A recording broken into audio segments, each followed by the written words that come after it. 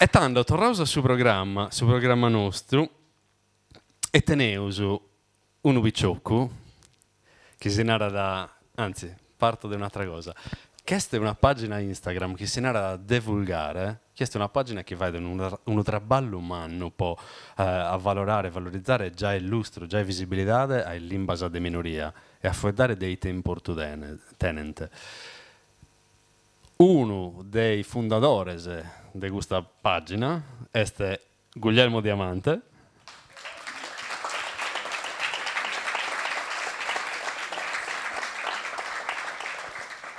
E come di là su palco, di là sul microfono, io da sconciare una faula manna meda, chieste non vale sapena a salvare il limbasa locale. Come intendere da Daniela, ad essere sabelidade o è una faula? Guglielmo Diamante. Grazie mille. Grazie a ANS per l'invito, per l'accoglienza, per le belle parole, per il bellissimo programma. È stato molto bello conoscervi di persona, in particolare suo presidente Riccardo, Caterina, Federica, Enrico, Marco, Nicola e tantissimi altri che ho avuto il piacere di conoscere di persona. E adesso arrivo alla talk. Ok, no, è già. Questa riflessione, cioè le lingue locali non valgono la pena di essere salvate, nasce da una frase di Piero Angela che contrappose lo sdegno e il rammarico che si hanno nei confronti della perdita della biodiversità con quella noncuranza e rassegnazione che si ha invece per la perdita del patrimonio linguistico. Nasce anche in seguito alle reazioni delle persone comuni sui social a questo timido invito di Angela. Queste, in buona parte, insistono sulla percezione di utilità di una lingua, sui limiti del cervello umano e del nostro tempo, ma anche sull'ineluttabilità dell'omogeneizzazione linguistica e il pessimismo attorno alla voglia di frenare il processo di addormentamento delle lingue locali.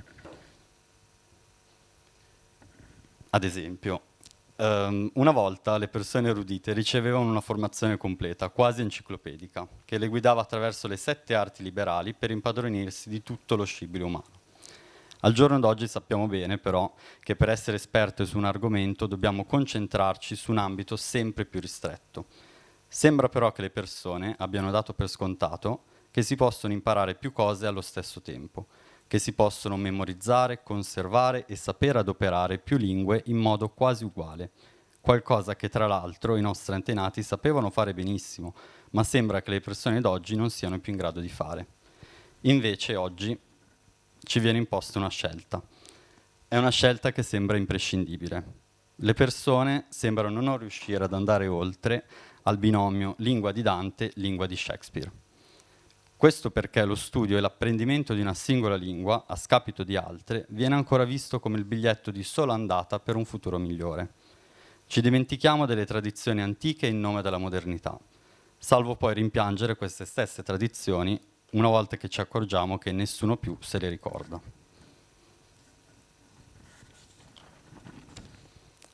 Nel tempo in cui viviamo, ogni attività umana viene vista sotto la lente del giudizio dell'utilità, che viene fatta percepire come un criterio universale. Come se a me fosse utile la stessa cosa di una persona che vive a 500 km di distanza, o di una persona del mio paese ma con un vissuto e obiettivi di vita diversi, o di una persona della mia famiglia con altre sensibilità e interessi. Ma poi perché dobbiamo ricondurre tutto a un'idea di utilità? Non possiamo forse compiere un'attività solo per il piacere di farla? Non possiamo studiare una lingua anche se ancora non riusciamo a padroneggiare bene tutta la sua grammatica? Non possiamo fare qualcosa solamente per il piacere di farlo, senza eccellere o dimostrare la sua utilità con un post sul nostro profilo LinkedIn? Perché in questi ultimi 50 anni, almeno, di alta performatività, tutto si deve ricondurre all'eccellenza, alla buona riuscita, al progresso e all'utilità? Imparare una lingua locale e quindi salvarla dall'oblio, oltre ad essere una questione identitaria, è anche una questione di salvezza dal continuo cosiddetto logorio della vita moderna. Questo è un altro commento che è arrivato. E capiamo questo commento, però è anche una scelta di quest'utente. Noi suggeriamo un concetto molto timidamente, quello per cui le lingue locali valgono la pena di essere salvate. E queste persone, attraverso il meccanismo della proiezione, prendono questa cosa come un'imposizione, alla stregua della loro imposizione per la quale... Questa qua. È inutile studiare queste lingue, bisognerebbe concentrarsi solo su cose utili. Ma ragionando sulla vita di questo tipico esemplare di umano moderno, perché non si può fare altro nella vita se non lavorare ed espletare i bisogni essenziali per vivere? In questo senso, il voler salvare una lingua locale va anche a scalfire questo mito che bisogna concentrarsi solo sulle cose utili, cioè sulle cose sulle quali c'è la possibilità di guadagnare. Il piacere di imparare una lingua e di prendersi del tempo per studiarne la grammatica, ascoltarne le canzoni, leggerne i racconti o le poesie è qualcosa di difficilmente descrivibile, pari forse a chi, dopo essersi allenato su un qualcosa per settimane, mesi o addirittura anni, riesce a eseguire perfettamente dopo tante prove disastrose. Qua sono sempre altri commenti. L'italianizzazione, che in questi commenti è un po' latente, viene data come un processo naturale e ciò non è un caso, ma è quello che la stampa, la scuola e buona parte della letteratura cosiddetta ufficiale hanno raccontato per anni, finché ogni persona in Italia ripete a macchinetta questo concetto. Nessuna lingua prevale in modo naturale e nessuna lingua si addormenta per moto proprio. Ma era davvero così? Che senza una lingua comune non riusciremmo a capirci da un paese all'altro? Non è forse che l'immaginario delle città fortificate ha un po' travisato la realtà? L'italiano in realtà è pieno di prestiti e calchi dal francese, dal latino, dall'inglese, dal greco, per esprimere i concetti scientifici anche più moderni. Allo stesso tempo, però, queste persone lamentano l'inesorabile avanzata della globalizzazione linguistica, con l'uso sempre più massiccio di parole inglesi nel parlato o nello scritto, con un pensiero che si può riassumere così. No, sbagliato. Scusate. Cioè, va bene la perdita del patrimonio linguistico, ma non della lingua alla quale io sono affezionato.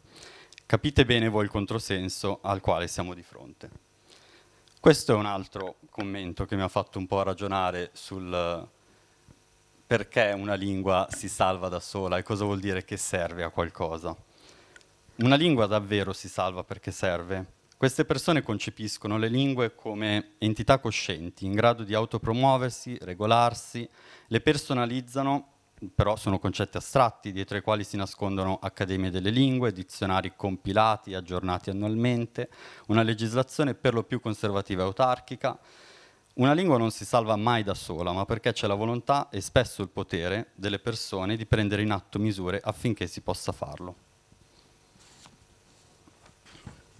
Dopo tutto questo, possiamo dire che le lingue locali valgono la pena di essere salvate? Io direi di sì, certo, ma non solamente per le ragioni di conservazione del patrimonio immateriale alle quali possiamo subito pensare. Valgono la pena di essere salvate perché ci offrono conforto in tempi incerti, ad esempio il tornare ai suoni della propria famiglia o della propria terra d'origine, o lo scoprire anche i suoni autoctoni della terra nella quale ci siamo trasferita. Valgono la pena di essere salvate perché il nostro impararle, studiarle e ricordarle e utilizzarle è un atto di ribellione nei confronti di una società che ci vuole assoggettate alla pura funzione economica utilitaristica.